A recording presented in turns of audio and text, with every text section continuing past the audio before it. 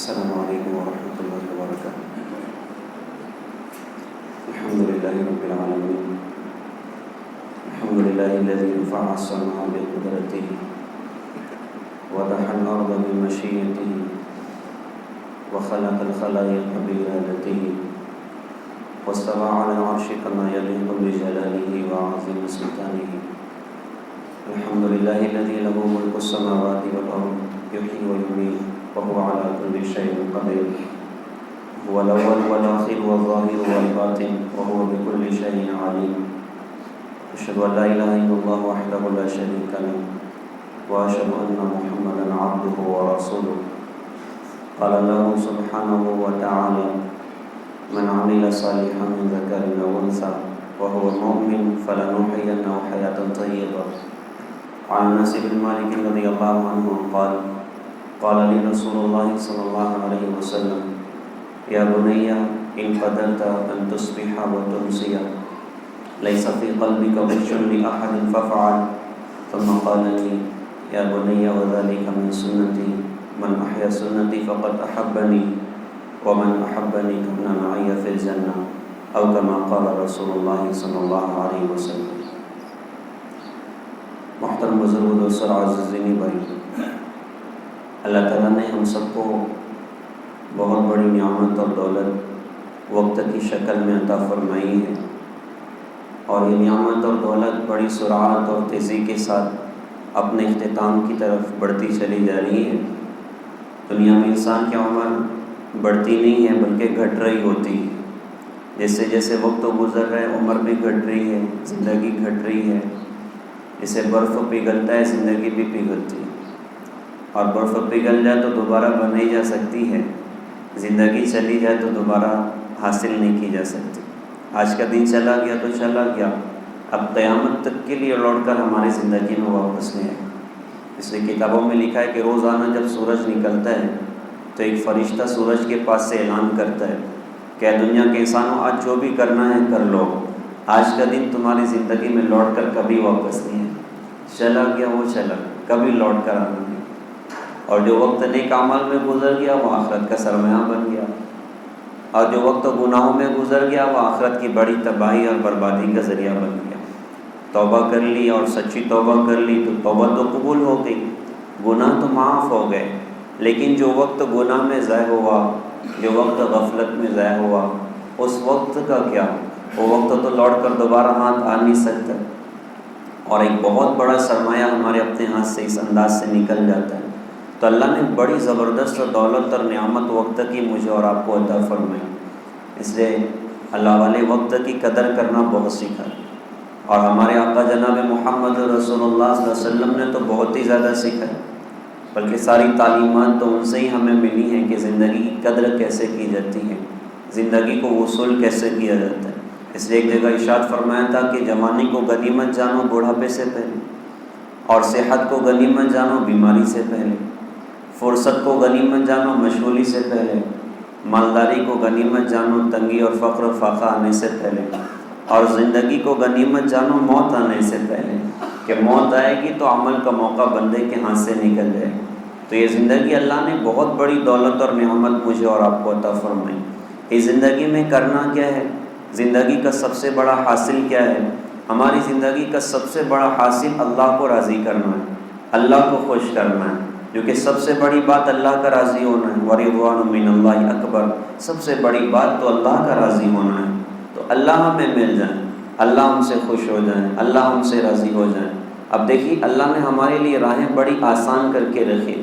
اللہ کا احسان ہے کہ ہم اللہ کی دھرتی پر کھلے عام الحمدللہ اللہ کا نام لیتے ہیں، کلمہ پڑھتے ہیں، اذانیں کہی جاتی ہیں، نماز جو ہے الحمدللہ آسانیوں کے ساتھ پڑھتے ہیں۔ ماں کی گود سے اللہ پاک نے ہمیں ایمان عطا فرمایا، کلمہ عطا فرمایا، تو اللہ نے کتنی بڑی راہ ہماری آسان فرما دی کہ جن راہوں پر چل کر اللہ خوش ہوتے ہیں، جن راہوں پر چل کر بندہ دنیا اور آخرت میں کامیابیوں کا حقدار بنتا ہے، وہ راہیں اللہ پاک نے کتنی آسان کر کے مجھے اور آپ کو عطا فرمائی کہ ہم الحمدللہ اللہ کی زمین پر مسلمان ہیں۔ اللہ پاک نے ہمیں ایمان دیا، حضرت محمد صلی اللہ علیہ وسلم کی نسبت عطا فرمائی، قرآن جیسی عظیم دولت اور کتاب اللہ پاک نے ہمیں عطا فرمائی، تو آدھی راہیں تو اللہ پاک نے ہماری یوں ہی آسان کر کے رکھی۔ تو ہماری اپنی زندگی میں کرنے کا کام یہ ہے کہ ہم اللہ کو اپنی زندگی سے خوش کر لیں، اللہ کو اپنی زندگی سے راضی کر لیں۔ اچھا، اللہ کو راضی کرنا کوئی ٹف کام ہے، کوئی مشکل کام ہے؟ تو ہمیں ہمارے نبی نے بتایا کہ اللہ تو بہت کریم ہے، اللہ تو بہت رحیم ہے، اور جو ہدایت کی کتاب قرآن اللہ پاک نے مجھے اور آپ کو عطا فرمائی، اس قرآن نے بھی جگہ جگہ اس بات کی طرف اشارہ کیے کہ اللہ تو بڑے رحیم ہے، اللہ تو بڑے کریم ہے۔ حدیث میں آتا ہے کہ اللہ نے اپنے عرش کے سامنے لکھا ہے ان رحمتی تغلب غضبی، بے شک میری رحمت تو میرے غصے سے زیادہ بڑی ہوئی۔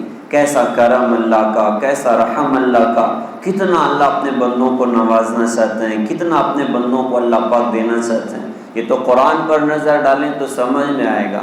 اللہ فرماتے ہیں یا ایھا الانسان ما غرک بربک الکریم، اے انسان تجھے اپنے کریم رب سے کس چیز نے تجھے دھوکہ میں ڈال دیا؟ تجھے اللہ جیسا بھی کوئی مل گیا، تجھے اللہ جیسا کریم بھی کوئی مل گیا۔ اور کہیں اللہ پاک اپنی رحمت کی وسعت اپنے بندوں کو بتا رہے ہیں، اپنی معافی کی وسعت اپنے بندوں کو بتا رہے ہیں۔ یا عبادی الذین اسرفوا علی انفسہم لا تقنطوا من رحمت اللہ ان اللہ یغفر الذنوب جميعا، اے میرے بندوں، کون سے بندوں کہ جنہوں نے اپنے نفس پہ ظلم کیا۔ تم اللہ کی رحمت سے نا امید نہ ہونا، اللہ تو ساری معاف کر دے، اللہ تو ساری درگزر کر دے۔ تو کتنا اللہ پاک نے اپنے بندوں کو نوازا، اور کتنا اپنی رحمت اور کرم اللہ پاک نے اپنے بندوں کو سنایا کہ بندے کہیں اللہ کی رحمت سے نا امید نہ ہو جائیں۔ ایسے پچھلی کتابوں میں بھی اللہ کی رحمت کے تذکرے، ابو نعیم نے حلیہ میں حضرت کعب رضی اللہ عنہ سے یہ نقل کیا ہے، وہ فرماتے کہ میں نے تورات میں یا حضرت ابراہیم علیہ السلام کے صحیفوں میں یہ مضمون میں نے پڑھا، اس میں اللہ پاک اپنے بندوں سے فرماتے ہیں کہ یا ابن آدم ما انصفت لی، کہ آدم کی اولاد تو نے میرے ساتھ انصاف نہ کیا۔ خلقتک ولم تک شیئا، میں نے تجھے اس وقت بنایا جبکہ تو کچھ بھی نہ تھا۔ وجعلتک بشرا سویا، میں نے تجھ کو ایک معتدل مناسب انسان بنایا۔ وخلقتک من سلالۃ من طین، میں نے تجھ کو مٹی کے خلاصے سے بنایا۔ ثم جعلتک نطفۃ فی قرار مکین، پھر میں نے تجھ کو ایک ناپاک قطرہ بنایا جو کہ ایک محفوظ مقام میں رکھا گیا۔ ثم خلقت النطفۃ علقہ، پھر میں نے اس ناپاک قطرہ کو خون کا لوتھڑا بنایا۔ فخلقت العلقۃ مضغہ، پھر اس کو گوشت کی بوٹی بنایا۔ فخلقت المضغۃ عظاما، پھر اس کے بعض اجزاء کو میں نے ہڈیاں بنایا۔ فکسوت العظام لحما، پھر ان ہڈیوں پر میں نے گوشت چڑھائے۔ ثم انشأتک خلقا آخر، پھر اس میں روح ڈال کے ایک نرالی مخلوق میں نے اپنے قدرت سے پیدا کر کے دکھا دی۔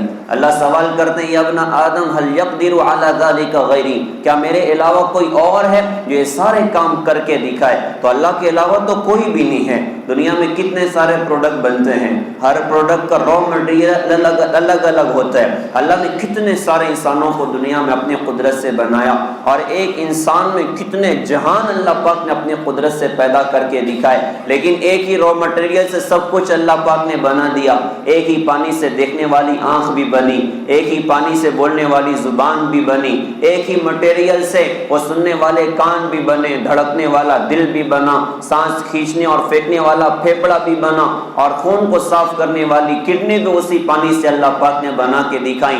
آنتیں بھی بنائیں، خال بھی بنائیں، رگیں بھی بنائیں، خون بھی بنائیں، گوشت بھی بنائیں، ہڈیاں بھی بنائیں۔ تو اللہ فرماتے ہیں میرے علاوہ کوئی اور ہے جو یہ سارے کام کر سکے؟ پھر آگے فرماتے ہیں کہ ثم اوصیت الی الامعاء ان اتسعی، پھر میں نے آنتوں کو حکم دیا کہ پھیل جاؤ، والی الجوارح ان تفرقی، اور اعضاء کو حکم دیا کہ الگ الگ ہو جاؤ۔ فتسعت الامعاء من بعد ضیقها، آنتیں اپنی تنگ جگہ کے باوجود پھیل گئیں۔ وتفرقت الجوارح من بعد تشبکها، اور اعضاء اپنے خلط ملط ہو جانے کے باوجود الگ الگ ہو گئے۔ ثم اوحیت الی الملک مؤکل بالارحام ان یخرجک من بطن امک، پھر میں نے فرشتے کو حکم دیا کہ وہ تجھے تیری ماں کے پیٹ سے دنیا میں باہر نکالے۔ بندے میں نے تجھے تیری پیدائش پر بھی عزت دی۔ فاستخلصتک علی ریشۃ من جناح، میں نے تجھے فرشتے کے نرم بازوؤں پر میں نے تجھے دنیا دکھائی، تیرا وجود دنیا میں ہوا۔ اللہ فرماتے ہیں فاطلعت علیک فاذا انت خلق من ضعیف، جب تو پیدا ہوا تو میں تیری طرف متوجہ ہوا کہ تو بڑا کمزور مخلوق ہے۔ لیس لک سن یقطع ولا ضرس یطحن، تیرے دانت نہیں کہ تو کاٹ سکے، سکے، تیری داڑھ مضبوط نہیں کہ تو چبا سکے، تو میں تیرا رب ہوں۔ میں نے تیری ماں کے پیٹ میں تیری پرورش کے نظام چلا کے دکھائے، دنیا میں آ کے بند نہیں کیا۔ ماں کی پیٹ میں تو ہاتھوں کے ذریعے سے میں نے، ناف کے ذریعے سے تجھے تیری روزی پہنچائی، لیکن دنیا میں جب تو آیا تو میں نے تیرے لیے رزق کا انتظام کیا، اور کیسا خوبصورت انتظام کیا۔ واستخلصت لك في صدر امك عرقا يدر لك لبنا باردا في الصيف حارا في الشتاء۔ میرے بندے، میں نے تیرے لیے تیری ماں کے سینے میں رگ پیدا فرمائی، وہ ایسی عجیب رگ کہ جو تجھے دودھ سپلائی کرتی ہے۔ سردی کا موسم ہو تو گرم تاثیر ہو، گرمی کا موسم ہو تو ٹھنڈی تاثیر ہو۔ واستخلصته لك من بين جلد ولحم ودم وعروق، ایسی کامل غذا میں نے ماں کے سینے سے تجھے پہنچائی جس سے تیری جلد بھی پروان چڑھ رہی، تیرا گوشت بھی بڑھ رہا ہے، تیری رگیں بھی پروان چڑھ رہی، تیرا خون بھی بڑھ رہا ہے۔ پھر آگے فرماتے ہیں کہ ثم قذفت في والدتك الرحمہ، میرے بندے میں نے تیرے لیے تیری ماں کے سینے میں رحمت کو پیدا کر دیا۔ وفي قلب ابيك التحنن، تیرے باپ کے دل میں محبت کو پیدا کر دیا۔ کیا عجیب محبت ماں باپ کے سینے کو چیر کر اللہ نے اتاری۔ فرمایا کہ یقدانی ویجہدانی ویربیانیک ویغزیانیک ولا ینامانی حتی ینومک، تیرے ماں باپ تیرے لیے محنت کرتے ہیں، مشقت کرتے ہیں، تجھے روزی پہنچانے کی فکر کرتے ہیں، اور وہ محبت ان کے سینے میں بھر کر میں نے رکھی ہے۔ وہ اس وقت تک نہیں سوتے جب تک تو نہ سو جائے۔ ماں کو کس نے یہ توفیق عطا فرمائی کہ بچے کا پیشاب بھی دھوئے، بچے کا پخانہ بھی دھوئے؟ کیسا پیار کرتی ہے، کیسی محبت کرتی ہے۔ گیلے میں سو کے سوکھے میں، گیلے میں سو کر بچے کو سوکھے میں سلا رہی، خود بھوکی رہ کے بچے کی بھوک کو پہلے مٹا رہی، پیاسی رہ کے بچے کی پیاس کو پہلے بجھانے کی فکر کر رہی۔ کس نے ماں کے سینے میں ایسی محبت ہم سب کے لیے پیدا کر کے دکھائی؟ ہم چھوٹے تھے، گندگی ہوتی تھی، پیشاب پخانہ ہوتا تھا، دنیا تو جو ہے اچھی نظروں سے نہ دیکھتی تھی، لیکن ماں ہی تھی جو دھلاتی تھی، نہلاتی تھی، سینے سے لگاتی تھی، پیار کرتی تھی۔ یہ محبت کس نے میرے لیے، آپ کے لیے، ہماری اپنی ماں کے سینے میں اتاری تھی؟ تو اللہ فرماتے میرے بندے، میں تھا جس نے ماں کے سینے میں ایسی محبت کو پیدا کیا، باپ کے دل میں ایسی محبت کو پیدا کیا۔ یہ ایسے بے قرار ہوتے ہیں تیرے لیے کہ تیرے مستقبل کے لیے اپنی جوانی کو کھلا دیتے ہیں، اپنی زندگی کو کھپا دیتے ہیں۔ پھر آگے فرماتے ہیں ابن آدم انا فعلت ذلك به لا بشيء استحلته به مني او لحاجة استعنت على قضائها۔ آدم کی اولاد، یہ میں نے اس لیے نہیں کیا کہ نعوذ باللہ میں تیرا محتاج ہوا بیٹا تھا، یا نعوذ باللہ میری تو حکومت ہی تیرے بغیر نہیں چل رہی تھی۔ آگے فرماتے ہیں یا ابن آدم فلما قطع سنك وتحنى ضرسك اطعمتك فاكهة الصيف اوانها وفاكهة الشتاء في اوانها۔ آدم کی اولاد، جب تیرے دانت کاٹنے لگے اور تیری داڑھ مضبوط ہو گئی تو میں نے سردی اور گرمی کے موسم میں اور موسم کے پھل میں نے تجھے کھلائے۔ کون ہمارے دسترخوان پر آم پہنچاتا ہے؟ کون ہمارے دسترخوان پر سیب پہنچاتا ہے؟ کون ہمارے دسترخوان پر کبھی کیلے، کبھی تربوز، کبھی خربوز اور ڈھیر سارے فروٹس اپنی قدرت سے پہنچاتا ہے؟ اللہ فرماتے بندے میں تیرا رب ہوں، میں نے یہ ساری نعمتیں تجھے پہنچائیں۔ کشمیر کی وادیوں میں سیب اللہ نے پیدا کیا ابو سفیان کے نام کا، کہاں کہاں سے بچا پرندوں سے بھی بچایا، جانوروں سے بھی بچایا، کتنی منڈیوں سے نکال اللہ پاک نے میرے مقدر کا پھل میرے دسترخوان تک پہنچایا، میرے منہ تک اللہ پاک نے پہنچایا۔ کیا عالی شان وہ رب ہے جو اپنے بندوں کا ایک ایک پھل پر نام لکھتا ہے۔ کہاں آم پیدا ہوا؟ حضرت گیری کے علاقے میں آم پیدا ہوا، مختلف علاقوں میں آم پیدا ہوا، ہمارے نام اللہ پاک نے لکھ دیے۔ کتنا پیارا رب ہے، کیسا مہربان رب ہے، اتنی نافرمانیوں کے باوجود کہاں سے چیزوں کو پیدا کر کے ہمارے دسترخوان پر پہنچاتا ہے۔ پھر آگے اللہ فرماتے ہیں فلما عرفت انی ربک عصیتنی، میرے بندے جب تو نے پہچان لیا کہ میں ہی تیرا رب ہوں، میں ہی تیرا پالنہار ہوں، تو میرا باغی بن گیا، تو میرا نافرمان بن گیا۔ گویا کہ اللہ کہہ رہے ہیں کہ جب تو نے پہچان لیا کہ میں تیرا رب ہوں اور تو نے دیکھ لیا کہ ساری قدرت اس کائنات میں پوری اللہ کی ہے، تو نے اللہ کی حکومت میں اللہ سے بغاوتیں شروع کر دی۔ میں نے تجھے آنکھیں جھکانے کا حکم دیا، تیری آنکھ بے قابو ہو گئی۔ میں نے زبان دی کہ تو قرآن پڑھے گا، تو اللہ اللہ کرے گا، تو میرے نبی پر درود پڑھے گا، تو میرے نام کو اپنی زبان پر جگہ دے گا، لیکن تیری زبان تو گانوں پر چل گئی، جھوٹ پر چل گئی، گالی پر چل گئی، لعن طعن پر چل گئی۔ میں نے کان دیے تھے کہ تو قرآن سنے گا، تو نے گانے سننے شروع کر دیے، ہیڈ فون ٹھونس لیے اور گانے سننے تو نے شروع کر دیے، اور غیبت سننا تو نے شروع کر دی۔ میں نے پیر دیا تھا کہ تو میرے گھر کی طرف چلائے گا، لیکن تیرے قدم تو میری نافرمانی کے اڈوں کی طرف چلتے چلے گئے، اور مسجد سے تو نے روگردانی شروع کر دی۔ میں نے وجود دیا تھا کہ تو رات کی تنہائیوں میں میرے سامنے کھڑا ہوگا، اور جب اللہ اکبر کی صدائیں تیرے کان میں پڑے گی تو اپنے کاروبار دھندے چھوڑ کر، اپنی دنیا کی مشغولیاں چھوڑ کر تو میرے سامنے آ کر اپنے وجود کو کھڑا کرے گا۔ لیکن بندے، اذان کی آواز سن کر بھی تیرے کان پہ جھوم نہ رہیں گی، تو میرا باغی بن گیا، تو میرا نافرمان بن گیا۔ میں نے تو حضرت محمد صلی اللہ علیہ وسلم کو تم سب کے لیے ہیرو بنایا تھا اور آئیڈیل بنایا تھا، اور قیامت تک آنے والے انسانوں کے لیے ایک بے مثال زندگی ان کی بنائی تھی، اور یہ حکم دیا تھا کہ تم میرے بننا چاہتے ہو میرے نبی کے بنو، میں تمہارا بنوں گا۔ لیکن تو نے تو ناچنے والوں کو زندگی کا ہیرو بنا دیا، گانے والوں کو زندگی کا ہیرو بنا دیا۔ میں نے کہا کہ دیکھو، زندگی کے ہر موڑ میں میرے نبی کی شریعت کو زندگی میں جگہ دینا، میرے نبی کے اعمال کو زندگی میں جگہ دینا۔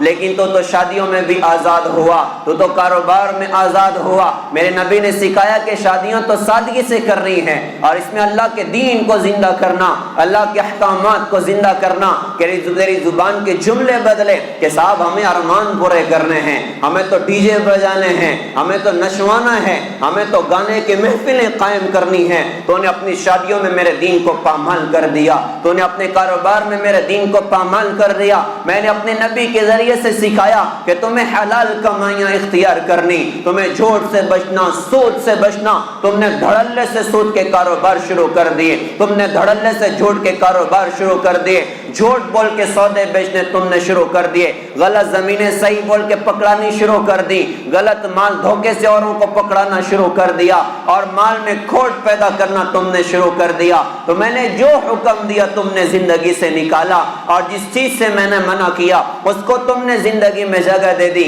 فَلَمَّا عَرَفْتَ عَنِّي رَبُّكَ عَصَيْتَنِي، میرے بندے جب تو نے جان لیا کہ میں تیرا رب ہوں تو میرا باغی بن گیا، تو میرا نافرمان بن گیا۔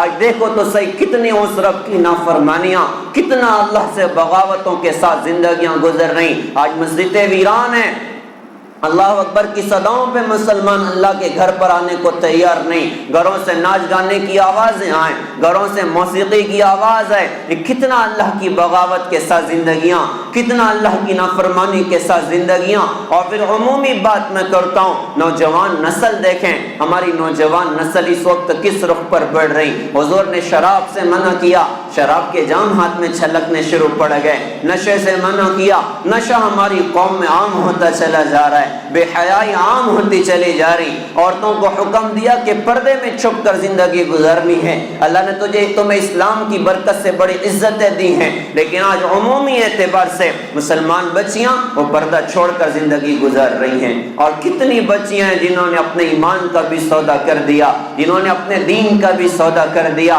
چند پیسوں کی خاطر اور چند دنیا کی مٹ جانے والی لذتوں کے پیچھے اپنے ایمان کا سودا کر کے اگر ایمان پر واپس نہ آئی تو دنیا اور آخرت کا خسارہ مقدر ہے۔ خسیرت دنیا والآخرہ، اور آخرت میں ہمیشہ ہمیشہ کی جہنم کی آگ مقدر ہے۔ تو اللہ فرماتے تو نے جانا کہ میں تیرا رب ہوں تو میرا باغی بنا۔ اب آگے ایسا لگتا ہے اللہ کہے گا اب تو تجھے جہنم میں ڈالوں گا، لیکن ہم قربان جائیں اس رب کی رحمت پر، ہم قربان جائیں اس رب کے کرم پر۔ اللہ فرماتے فَالْآنَ إِذْ عَصَيْتَنِي فَادْعُنِي فَإِنِّي قَرِيبٌ مُجِيبٌ، میرے بندے کوئی بات نہیں، تو میرا باغی بنا، تو میرا نافرمان بنا۔ چل ٹھیک ہے، یہ تو ہوتا ہی ہے، شہ سوار ہی گرتے ہیں میدان کارزار میں، تجھ سے گناہ ہو گئے، غلطیاں ہو گئی، تیرے رب کا در بند نہیں ہے، تیری رحمت کے در، تیرے رب کی رحمت کے در چھوٹے نہیں ہیں، بڑے وسیع ہیں۔ جب تک تیری جان میں جان ہے، ابھی تیرے پاس موقع، چل واپس لوٹ آ، ان گناہوں کی راہوں سے واپس لوٹ آ، نافرمانی کی راہوں سے واپس لوٹ آ، ایک بار توبہ کر لے اور ایک بار مجھے پکار لے۔ میرے بندے جب تجھ مجھے پکارے گا نا، میرے در کو اپنے لیے بند نہ پائے گا، میری رحمت کو اپنے لیے تنگ نہ پائے گا۔ تیرے رب کی رحمت تیرے انتظار میں بیٹھے ہوئی، تیرے رب کے معافی کے در تیرے انتظار میں بیٹھے ہوئے، تو ایک بار پکار تو صحیح، تیری پکار ہماری جیوار میں سنی جائے گی۔ تو اپنے اپنے رب کو اپنے سے قریب پائے گا۔ وَادْعُنِي فَإِنِّي غَفُورٌ رَحِيمٌ، میرے بندے مجھے پکار تو صحیح، میں بہت معاف کرنے والا، میں بہت رحم کرنے والا۔ ایسی نافرمانیوں کے باوجود بھی وہ رب دعوت دیتا ہے تو میری طرف آ جا، مجھ سے صلح کر لے، مجھے چھوڑ کے کدھر جاتا ہے، میری نافرمانی کی راہوں پر کیوں جاتا ہے؟ میرے پیارے بھائیوں، یہ ہم سب کے لیے پیغام ہے کہ ہمیں اللہ کی طرف لوٹنا۔ فَفِرُّوا إِلَى اللَّهِ، ہم اللہ کی طرف دوڑنے والے بنیں، پیسوں کی طرف نہ دوڑیں، ملک مال کی طرف نہ دوڑیں، حکومت کی طرف نہ دوڑیں۔ چلنے کی بات ہے تو چل لیا کریں، اللہ نے بھی کہا ہے کہ تم دنیا کمانے کے لیے چل پھر لیا کرو، تو ہم چلیں، حلال روزیاں اختیار کریں اور اپنی اپنی مشغولیوں میں لگیں، لیکن کس کے ساتھ میں؟ اللہ کو راضی کرنے کے ساتھ میں، حضرت محمد صلی اللہ علیہ وسلم کی پاکیزہ زندگی کے ساتھ میں۔ اور جب دوڑنے کی بات ارشاد فرمائی تو فرمایا کہ دیکھو اللہ کی طرف دوڑنا، کیونکہ یہ دوڑ وہ دوڑ ہے، اس دوڑ میں دوڑنے والا کبھی خالی ہاتھ نہیں ہوتا، اس میں جو آتا ہے اس کا نصیبہ جاگ جاتا ہے، اس کا مقدر جاگ جاتا ہے، اور بڑی بڑی کامیابیاں اللہ پاک اس سے عطا فرماتے ہیں۔ لہٰذا ہم اللہ کی طرف دوڑنے والے بنیں، اللہ کو راضی کرنے والے بنیں، اللہ کو خوش کرنے والے بنیں۔ زندگی اللہ نے دی ہے، اپنی زندگی کا سودا اللہ سے کر لیں، اپنی زندگی کا سودا اللہ کی رسول سے کر لیں۔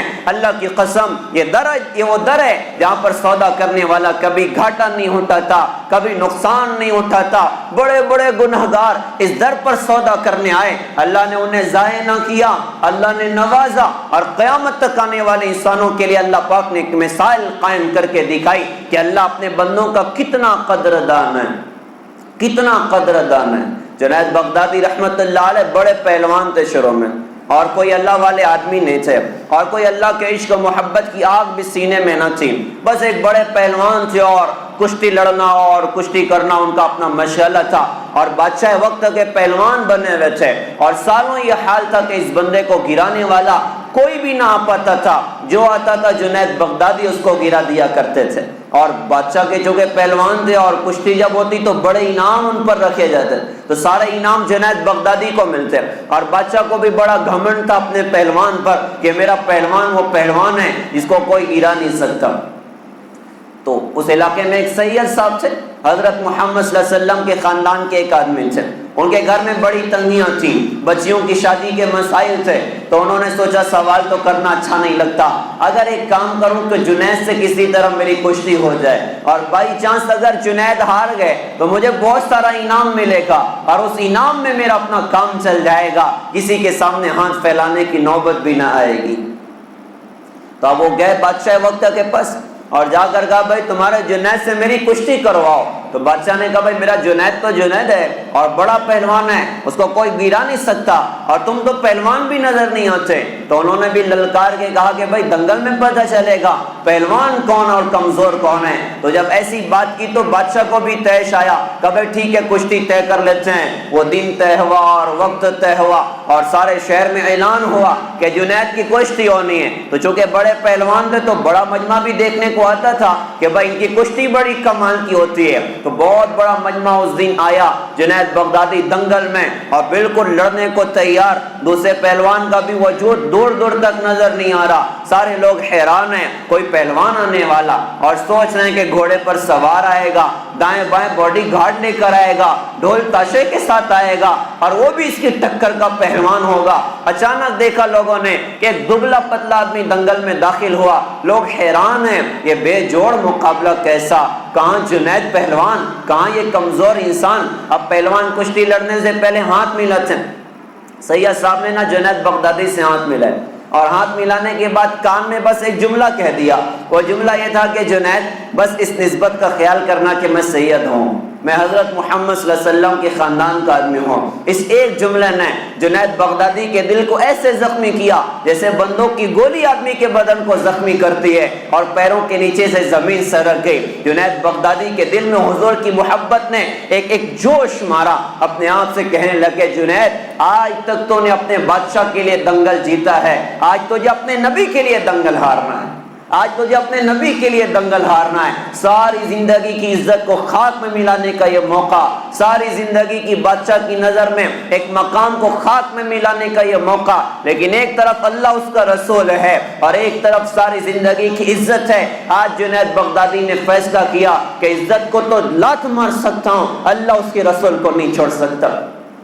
اب انہوں نے داؤ پہ چلنے شروع کیے، اور جب کشتے شروع ہوئی اور داؤ پہ جنید بغدادی نے چلے تو اس انداز سے چلے کہ جب گرے نا تو جنید بغدادی نیچے تھے اور سید صاحب اوپر تھے۔ تو لوگ بڑے حیران ہوئے کہ بھائی اتنا بڑا آدمی کیسے گر گیا؟ بادشاہ نے کہا میرا پہلوان ہار جائے، ہو ہی نہیں سکتا، دوبارہ کشتی کرواؤ۔ وہ دوبارہ کشتی ہوئی، پھر جنید بغدادی نے اس انداز سے داؤ پہ چلے کہ سید صاحب اوپر اور جنید بغدادی نیچے۔ لوگوں نے کہا جنید ہار جائے، ہو ہی نہیں سکتا، سہبارہ کرو۔ سہبارہ کشتی ہوئی، پھر جنید بغدادی نیچے، سید صاحب اوپر، سارا انعام سید صاحب لے کر چلے گئے۔ بادشاہ بڑا خفا ہوا اور منہ پھیر کے چلا گیا۔ سارے شہر میں تھو تو ہو رہی، اتنا بڑا پہلوان اتنے کمزور سے ہار گیا، ساری زندگی کی عزت ضائع ہو گئی، ختم ہو گئی۔ یہ روتے روتے اپنے گھر آئے، دن بھر گھر میں رہے، رات میں روتے روتے آنکھ لگ گئی۔ آنکھ لگی تو خواب میں اللہ کے رسول کو دیکھا۔ اللہ کے رسول فرما رہے ہیں کہ جنید اپنے بادشاہ کے لیے جیتتے تھے تو بڑی خوشیاں مناتے تھے، آج اپنے نبی کے لیے ہارے ہو تو غم مناتے ہو۔ ارے یہ تمہاری ذلت نہیں ہے، اب اللہ تمہیں عزت دے کے دکھائے گا۔ اس رات کے بعد اللہ نے اٹھایا تو اولیاء کا سردار اللہ پاک نے بنایا، اتنا بڑا مقام اللہ نے عطا فرمایا۔ اللہ اس کے رسول سے سودا کیا اپنی زندگی کا، اللہ نے نواز دیا۔ میرے پیارے بھائیوں، ہم بھی اپنی زندگی کا سودا اللہ اس کے رسول سے کر لیں، اللہ کو راضی کرنا مقصد زندگی بنا لیں، اللہ کو خوش کرنا مقصد زندگی بنا لیں، اور ان کو خوش کرنے کی راہ ہے کالی کملی والے، سنہری جالی والے، سبز گنبد کے مکی وجہ تخلیق کائنات، محبوب رب العالمین، مزمل و مدثر طہ و یاسین، احمد مجتبی محمد مصطفیٰ محمد الرسول اللہ صلی اللہ علیہ وسلم۔ ہم عاشق رسول بن جائیں، ہم غلام رسول بن جائیں، ہم غلام مصطفیٰ بن جائیں، اس بے مثال شخصیت کو اپنی زندگی کا ہیرو بنا جائیں، ان کو اپنی زندگی کا ایڈیل بنا جائیں۔ ہم قربان جائیں، اللہ نے کیا دولت عطا فرمائی، اللہ نے کیا نعمت عطا فرمائی، کائنات کا سب سے عظیم نبی اللہ پاک نے مجھے اور آپ کو عطا فرما دیا، جن کو امام الانبیاء اللہ پاک نے بنایا، جن کی برکتوں سے کائنات کو اللہ پاک نے سجایا، جن کی برکتوں سے آدم علیہ السلام کی توبہ کو اللہ پاک نے قبول فرمایا، جن کو اپنے عرش پر بلا کر اپنے عرش کو اللہ پاک نے زینت بخشی، ایسے عظیم نبی اللہ پاک نے مجھے اور آپ کو عطا فرمائے۔ ہماری سعادت ہو کہ ہم حضرت محمد صلی اللہ علیہ وسلم کی سنتوں کو زندگی میں جگہ دیں، آپ کے اعمال کو زندگی میں جگہ دیں۔ اس لیے ساری دنیا کے انسانوں کو دعوت ہے، دعوت و تبلیغ کی محنت کے ذریعے، مدارس کے ذریعے، خانقاہوں کے ذریعے، علماء کے بیانات کے ذریعے ساری دنیا کے انسانوں کو ایک اجتماعی دعوت ہے، کچھ بنو نہ بنو عاشق رسول بن جاؤ، کچھ بنو نہ بنو غلام رسول بن جاؤ، کچھ بنو نہ بنو غلام مصطفیٰ بن جاؤ۔ ان کی زندگی بے مثال زندگی، ان کی زندگی بڑی پیاری زندگی، کوئی دکھاؤ تو صحیح محمد الرسول اللہ صلی اللہ علیہ وسلم جیسا، اللہ کی قسم پوری دنیا کے مارکیٹ میں کوئی نہ ملے گا ایسا بے مثال شوہر ہمارے آقا، بے مثال بھائی ہمارے آقا، بے مثال اولاد ہمارے آقا، بے مثال امام ہمارے نبی، بے مثال خطیب ہمارے نبی، بے مثال فاتح ہمارے نبی، بے مثال انسان ہمارے نبی، زبردست مثال زندگی ہمارے آقا جناب محمد الرسول اللہ صلی اللہ علیہ وسلم کی۔ اللہ کے حقوق بھی ادا کرنے سکھائے، بندوں کے ساتھ معاملات بھی سکھائے، اور ان معاملات میں بے مثال حضرت محمد صلی اللہ علیہ وسلم کی زندگی کے واقعات ملتے ہیں۔ کیسی عجیب زندگی ہمارے نبی کی، بے مثال انسان ہے، بے مثال دوست ہیں۔ کوئی دوست بنے تو ہمارے نبی کے جیسا دوست بنے۔ ہمارے نبی کا ایک دوست تھا، دیہاتی آدمی تھا، تو دیہات سے جب بھی شہر میں آتے نا تو دیہات سے کچھ نہ کچھ حضرت کے واسطے لے کر آتے تھے، حضرت کے واسطے کچھ نہ کچھ لے کر آتے، کبھی گھی لے کے آ جاتے، کبھی پنیر لے کر آ جاتے، اور ہمارے آقا بھی ان کو شہر کی چیزیں ہدیہ میں دیا کرتے، آپ بھی اپنی طرف سے کچھ نہ کچھ ان کو دے دیا کرتے تھے۔ ایک مرتبہ وہ آئے حضور سے ملاقات کے لیے، تو دیکھا کہ حضرت تو گھر پر نہیں ہے، وہ بازار میں چلے گئے اپنا سامان بیچنے کے لیے۔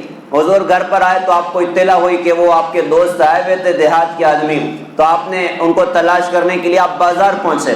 اور چپکے سے آپ نے ان کو دیکھ لیا کہ وہ بندہ کھڑا ہوا، اور پیچھے سے جا کر یوں ہمارے آقا نے ان کو دبوچا اور خاموش ہے، وہ گھبرا گئے اور گھبرا کے کبھی یوں دیکھ رہے کبھی یوں دیکھ رہے، کبھی چھوڑو مجھے، کون ہو تم؟ تو آنکھوں میں دیکھ لیا کہ اللہ کے رسول نے مجھے پکڑا ہوا، تو پھر وہ ساری حرکتیں چھوڑ کے اپنی کمر کو حضرت کے سینے سے چمٹانے لگے۔ اس موقع پر حضور پاک صلی اللہ علیہ وسلم نے بھی ان سے مذاق کیا، آپ نے فرمایا ارے لوگوں، کوئی اس غلام کو خریدے گا؟ کوئی اس بندے کو خریدے گا؟ وہ کہنے لگے حضرت کوئی خریدے گا تو آپ کو بڑا نقصان ہو جائے گا، میری قیمت آپ کو کچھ زیادہ ملنے والی نہیں ہے، میں تو دبلا پتلا آدمی ہوں۔ اللہ کے رسول بھی کیا پیارے دوست تھے، آپ نے فرمایا ٹھیک ہے دنیا میں تمہاری قیمت کوئی شاید کم لگائے گا، لیکن تم اللہ اس کے رسول کی نظروں میں کم قیمت نہیں ہو، تم تو بہت زیادہ قیمت والے آدمی ہو۔ بے مثال دوست ہمارے نبی، بے مثال بھائی ہمارے نبی، ہمارے نبی کیسے بے مثال بھائی ہیں۔ آپ کی ایک رضائی بہن تھی، ان کا نام تھا شیمہ، حضرت حلیمہ سعدیہ کی بیٹی تھی وہ، اور بچپن میں جب حضور حضرت حلیمہ سعدیہ کے یہاں ہوا کرتے تھے تو وہ کبھی گود لے کے جاتی، بکریاں ساتھ میں چرانے جایا کرتے تھے، جنگل میں ساتھ میں کھیلا کرتے تھے۔ تو ہمارے نبی کی عمر تقریباً کچھ 60 کے قریب ہو چکی تھی۔ حنین وغیرہ کی وادی جب فتح ہوئی تو یہ بنو سعد کا علاقہ بھی اسی میں فتح ہوا، طائف کی وادی، حنین اور بنو سعد کا سارا علاقہ۔ تو جب ان ساروں کو مال غنیمت کو جمع کیا تو اس میں بانیاں بھی تھیں اور غلام بھی تھے، اور حضور نے جیارانہ کے مقام میں سارا مال غنیمت تقسیم فرمایا اور غلام اور بانیوں کو بھی تقسیم فرمایا۔ تو حضرت شیمہ بھی اسی میں تھی، حضور نے تقسیم کیا تو ایک صحابی آگے کہتے ہیں کہ حضرت میرے حصے میں ایک باندی آئی ہیں، وہ مجھ سے کہتی ہیں کہ دیکھو میرے ساتھ اچھا سلوک کرنا، میں تمہارے بھائی محمد کی بہن ہوں صلی اللہ علیہ وسلم۔ حضور بے قرار ہو گئے کہ کہاں ہیں، ان کو لے کر آؤ۔ وہ ان کو لے کر آئے، ان کے ساتھ اور بھی عورتیں ساتھ میں آ گئیں، وہ آ کر ہمارے آقا کو یوں دیکھتے رہیں، دیکھنے کے بعد کہنے لگی محمد تم مجھے پہچانتے ہو؟ میں تمہاری بہن ہوں شیمہ، حلیمہ سعدیہ کی بیٹی۔ اب چونکہ 55 سال کے بعد اپنی بہن کو دیکھا تھا، حضور نے بھی پہچانا، آپ کی آنکھ میں آنسو آ گئے، آپ کے کاندھے پر چادر تھی، آپ نے چادر اتار کے زمین پر بچھائی اور فرمایا کہ بہن اس چادر پر بیٹھ جا۔ وہ رونے لگی اور رو کر کہا کہ جی آپ کی چادر تو سر پہ رکھنے کے قابل ہے، میں اس چادر پہ اپنے قدم کیسے رکھ سکتی ہوں؟ بھائی نے کہا کہ میری بہن بڑے زمانوں کے بعد ملاقات ہوئی ہے، اس چادر پہ بیٹھ کے میرے دل کی تسکین کا سامان کر دے۔ ان کو بٹھایا، خود ان کے سامنے بیٹھ گئے۔ اب بچپن کی کہانیاں شروع ہو گئیں، ماں کی باہیں بھی یاد آئیں، باپ کی گود بھی یاد آئی، ماں کا پیار بھی یاد آیا، ماں کی محبت بھی یاد آئی، بنو سعد میں بکریاں چرانا بھی یاد آیا، بہن کے ساتھ کھیلنا بھی یاد آیا، باتیں کرنے شروع کر دی، کچھ آپ فرماتے ہیں کچھ وہ کہتی، کچھ آپ فرماتے ہیں کچھ وہ کہتی۔ باتوں باتوں میں شیمہ نے کہا کہ بھائی تمہیں یاد ہے بچپن میں ایک مرتبہ تم نے مجھے دانت کاٹا تھا اور خون نکلا تھا ہاتھ میں، دیکھو وہ دانت کے کاٹنے کا نشان آج بھی موجود ہے۔ وہ نشان دکھایا تو آپ کی آنکھوں سے آنسو بہ رہے تھے، خود بھی رو رہی تھی۔ پھر باتوں باتوں میں کہنے لگی بھائی تمہیں یاد ہے بچپن میں تم جب چھوٹے تھے اور بعض مرتبہ روتے تھے تو میں تمہیں ایک شعر گاگا کے میں تمہیں سناتی تھی، اور اس شعر میں کہتی تھی یا ربنا ابقی لنا محمدا حتی اراہ یافعا وامردا ثم اراہ سیدا مسعودا واکبت عادیہ الحسدا۔ ہمارے رب ہمارے بھائی محمد کو ہمارے واسطے باقی رکھنا، اور تاکہ ہم اس کو نوجوان دیکھیں، خوبصورت دیکھیں، اور اس کی اگلی زندگی میں ان کو سردار دیکھیں، معزز دیکھیں، اور ان کے دشمنوں کو ان کے سامنے ذلیل ہوتا دیکھیں۔ یہ شعر کہنے کے بعد کہنے لگی میرے بھائی اللہ کا شکر ہے، میں جو بات بچپن میں کہتی تھی آج اللہ نے میری بات کو پورا کر کے دکھایا۔ ہم نے تمہیں جوان دیکھا، خوبصورت دیکھا، سردار دیکھا، معزز دیکھا، اور ہم نے اپنی آنکھوں سے دیکھا ساری دنیا آپ کے سامنے ذلیل ہو گئی۔ یہ کہہ کے خود بھی پھوٹ پھوٹ کے رونے لگی، ہمارے آقا بھی رونے لگے۔ ہمارے آقا نے کہا کہ میری بہن اگر تم میرے پاس رہنا چاہو تو بڑی عزت سے تمہیں اپنے پاس رکھوں گا، اور اگر اپنے علاقے میں جانا چاہو تو تمہیں اجازت ہے۔ وہ کہنے لگے ارے بھائی یہ باتیں تو بعد میں کرو، میں تو آئی تھی اپنے بھائی سے ملنے کے لیے، لیکن بھائی کو دیکھنے کے بعد یقین ہو گیا کہ میرا بھائی اللہ کا رسول بھی ہے، اب تو کلمہ پڑھنے کے لیے بے قرار ہوں، اب تو کلمے میں اسلام میں داخل ہونے کے لیے بے قرار ہوں۔ کلمہ پڑھا، بیٹھ کے باتیں چلتی رہی، پھر کہنے لگی میرے بھائی میری ایک چاہت ہو رہی ہے، آپ مجھے میرے علاقے میں بھیج دیں تاکہ جو برکت مجھے آپ کے ذریعے سے ملی، جو ایمان مجھے آپ کے ذریعے سے ملا، وہ میرے علاقے والوں کو بھی مل جائے۔ آپ نے فرمایا بہن ٹھیک ہے، میں تمہارا جانے کا انتظام کرتا ہوں۔ کہا بھائی میری بہن جانے والی ہے، اس کے لیے سواریاں لے کر آؤ۔ وہ ڈھیر ساری خوبصورت اونٹنیاں لائی گئیں۔ آپ نے ایک سب سے خوبصورت اونٹنی کو پسند فرمایا، اپنے ہاتھ سے اس پہ کجاوت درست کیا، اپنی بہن کو اس پر بٹھایا اور لوگوں سے کہا بھائی میری بہن جا رہی، کچھ ہدیہ تو دو بھائی، ہر گھر سے بہن کے لیے ہدیہ آ رہا ہے، ادھر سے یہ اور ادھر سے وہ، ہمارے آقا کی بہن جانے والی۔ ساری سواری ہدیوں سے بھر گئی، کتنے غلام ملے، کتنی بانیاں ملی۔ حضرت شیمہ اپنے بھائی کے اخلاق کو دیکھ کر روئے جا رہی کہ بے مثال بھائی ہیں جو اپنی رضائی بہن کے ساتھ یہ معاملہ کر رہے ہیں۔ مجھے معاف کرنا، بڑے درد کی بات میں کہتا ہوں، ہمارے شہر میں کتنی بہنیں ایسی ہیں جو اپنے حصے کا مطالبہ کر بوڑھیوں کے قبرستان کی مٹی کا حصہ بن گئی، لیکن ظالم بھائی نے بہن کے حق کو نہیں ادا کیا۔ اور یہ بے مثال بھائی ہمارے آقا جو اپنی رضائی بہن کے ساتھ وہ معاملہ کر رہے ہیں، اس کو دیکھ کر بہن زار و قطار روتی جا رہی۔ اب جب رخصتی کا وقت ہوا، ان کی سواری کی رسی زمین کی طرف لٹک رہی تھی، اب چلنے کا وقت ہوا تو ہمارے آقا نے ان کی سواری کی رسی کو اپنے ہاتھ میں پکڑا، بہن اوپر بیٹھی ہے، بھائی پیدل چل رہا ہے، اور بھائی کوئی چھوٹا موٹا نہیں ہے، کائنات کی عظیم ترین شخصیت اللہ کے بعد آپ ان کی سواری کی رسی پکڑ کے آگے چلنے لگے۔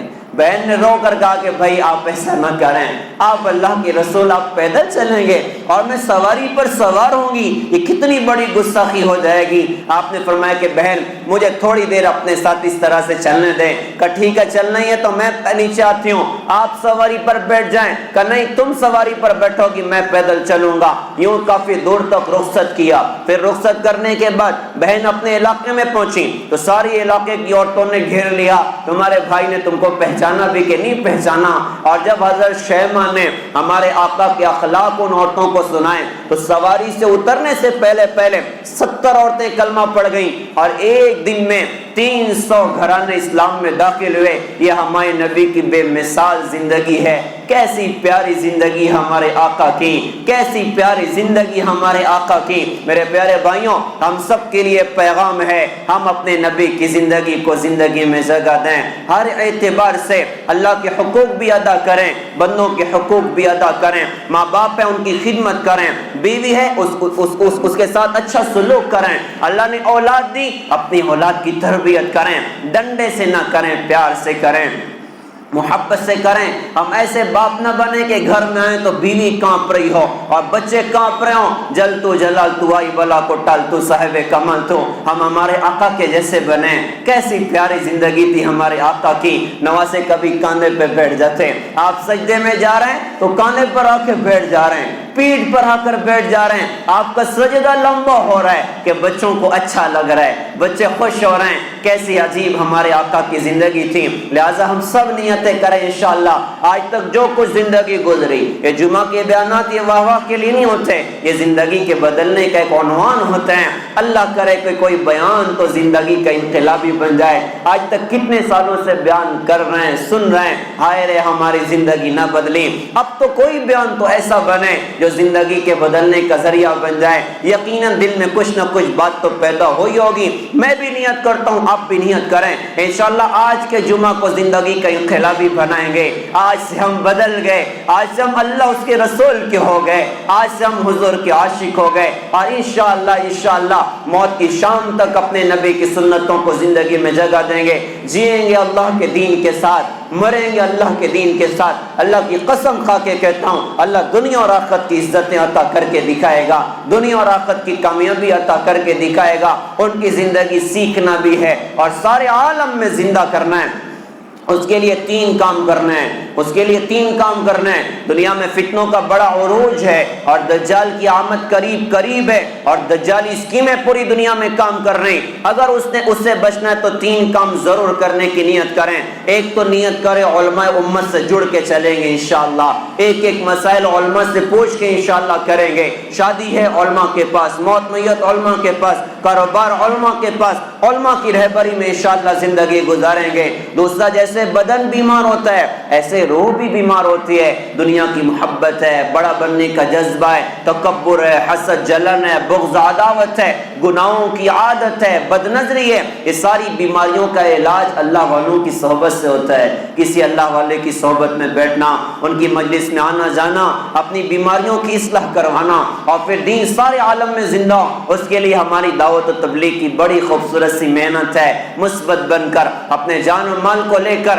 اخلاق کے ساتھ، اخلاص کے ساتھ، ہر ایمان والے کو اپنا بھائی سمجھتے ہوئے، ہر کلمہ گو کا اکرام کرتے ہوئے، در در، گھر گھر، ملکوں پھر کر اللہ کے بندوں کو اللہ کا پیغام سنانا، کبھی عرش پر، کبھی فرش پر، کبھی در بدر، کبھی ان کے گھر، غم عاشقی تیرا شکریہ میں کہاں کہاں سے گزر گیا، تھے ہم ایک تیرے مار کا آراؤں میں، خشکیوں میں کبھی لڑتے کبھی دریاؤں میں، دی اذانے کبھی یورپ کے کلیساؤں میں، کبھی افریقہ کے تپتے ہوئے صحراؤں میں، شان آنکھوں میں نہ جچتی تھی جہاں داروں کی، کلمہ پڑھتے تھے ہم چھاؤں میں تلواروں کی، تجھ سے سرکش ہوا جو کوئی تو بگڑ جاتے تھے، اور تیغ کیا چیزیں ہے ہم توپ سے لڑ جاتے تھے، ٹل نہ سکتے تھے گر جنگ میں اڑ جاتے تھے، پیر شیروں کے بھی میدان سے اکھڑ جاتے تھے، زیر خنجر بھی یہ پیغام سنایا ہم نے، نقش و توحید کا ہر دل پہ بٹھایا ہم نے، ساری دنیا میں چل پھر کے اللہ کے پیغام کو زندہ کرنا،